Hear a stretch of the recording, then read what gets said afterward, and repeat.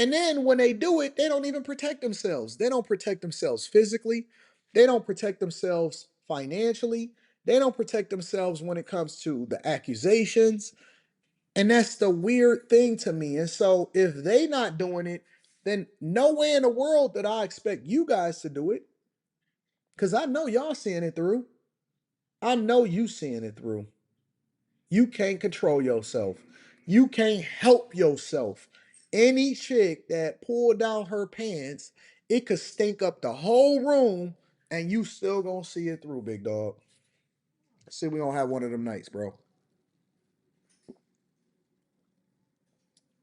How in the devil? Listen,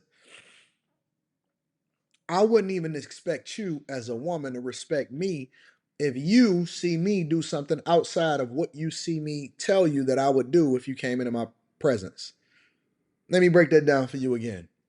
If you a woman and you easily able to get me to bust you down, or you easily able to allow for me to be able to have you around me for an extended period of time, and then have certain conversations with me without me first saying, hey, listen, um, I'm gonna need you to sign that paperwork because I don't, I got to make sure that I protect myself and I protect the bag first. If that's the way that we operating, I wouldn't even expect you as a woman to respect me. I expect for you to look at me as easily finessed. You should be looking to get a bag out of me as a result of it. You might as well just ask me, hey Tom, can I go over shopping at the Gucci store and be able to get a handbag from you? You might as well make that play for me. Because how am I not, after all of this time, able to protect myself against the very thing that I see every guy, almost Robert De Niro, Al Pacino is getting finessed at 70 and 80 years old. These dudes dealt with black women. At least Robert De Niro did. They getting finessed by young chicks. So are you telling me that men at large are just Neanderthals? Or is a man's real weakness really a woman? Is the only thing that can stop us, bro? We can conquer the oceans. We can name every fish in the sea, conquer every animal on land. It don't matter how we survive saber-toothed tigers and elephants and giraffes that's 200 times taller than us and wildebeests. And we've survived the cold and nuclear fallouts and civil wars and all of this stuff. And we continue to populate the earth and all of this. And you telling me the only thing, even all the way back to the biblical days, the only thing that can stop me is a weaker vessel, is a woman? And the only thing that she got to do is open up her legs and she can take me down? God, you got to be kidding. I'm telling you, this is a play. And I told guys ultimately that we in the Matrix. The real Matrix is the presentation layer that a woman gives you in order to make you believe that she really likes you.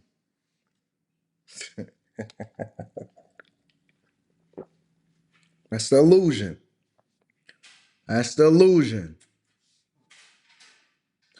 The real Matrix is the illusion that you are valued any more than what it is that she can get out of you.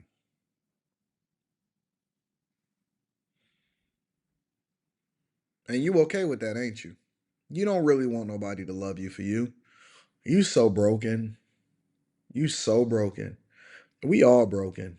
Not me personally, but the culture, the people, everybody out here, everybody that jump on a dating app is broken, in my opinion. If you feel compelled enough, I know it hurt. I know it hurt for me to say that. And for me to say that with no reservation because I don't give a fuck about who watching. I said what I said. Friends, no friends, it is what it is. If you at any point felt compelled enough to get on any of these dating apps, and I read something, I don't know how true it is, that the makers of Bumble, they actually met each other. The owners of Bumble, the lady, she met her husband on a ski trip in real life. They literally running ads. They had to pull an ad, and y'all shouldn't even be trying to get them to pull ads. Bumble and all of the dating apps had to pull their ads off of billboards and shit because they was basically telling y'all not to go outside. Ah, forget love. Ah, forget this, whatever. It was the funniest ads ever. And it's literally a thing. It's going viral. If you go out there and you look on Twitter or you look on any of the stuff and you actually search for it, people are pissed. The users. Now, they're not pissed because they want to go outside. And so instead of them getting different results, they pissed at the makers of the app for throwing it in their face that they actually met their spouses in real life. And then they making money off of using your data in order to basically feed you the worst things for you so that you can stay in this cycle that don't get you results, but it actually gets you to open up your legs and get a venereal disease.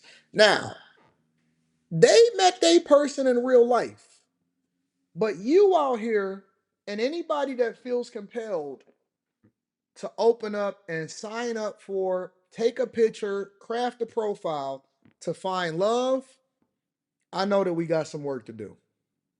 I know that we got work to do. Look, I don't care if you met your person and all, y'all two people that had the same mentality and doing the wrong thing, and you trying to make it right.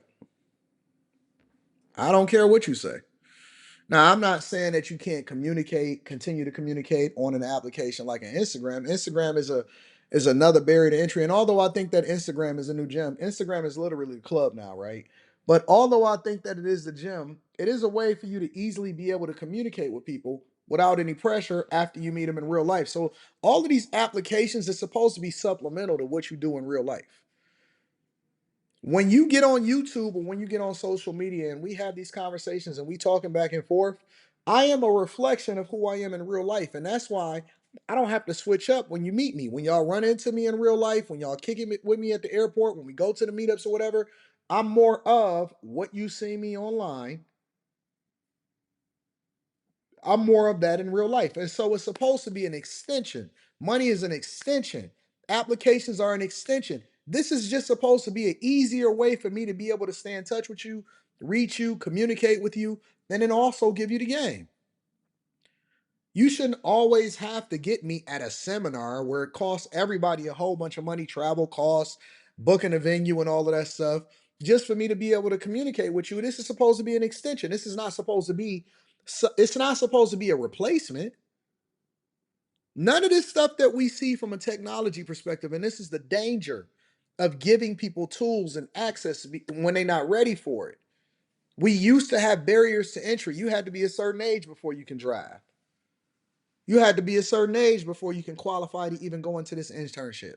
You had to have so many hours before you could ultimately get behind the wheel. You had to have so many, all of these things that used to be a barrier to entry to make you qualify for it. You had to have so many hours as an apprentice before you can actually become a millwright or before you could become an electrician. You had to study under this person. Even when it came to relationships, you had to literally be groomed by your mother and your father to be worthy of marriage. And then the man had to qualify himself and he had to be worthy of marriage and all of this. But when we open up the floodgates and when we open up the barriers, too much access is always going to be bad for you.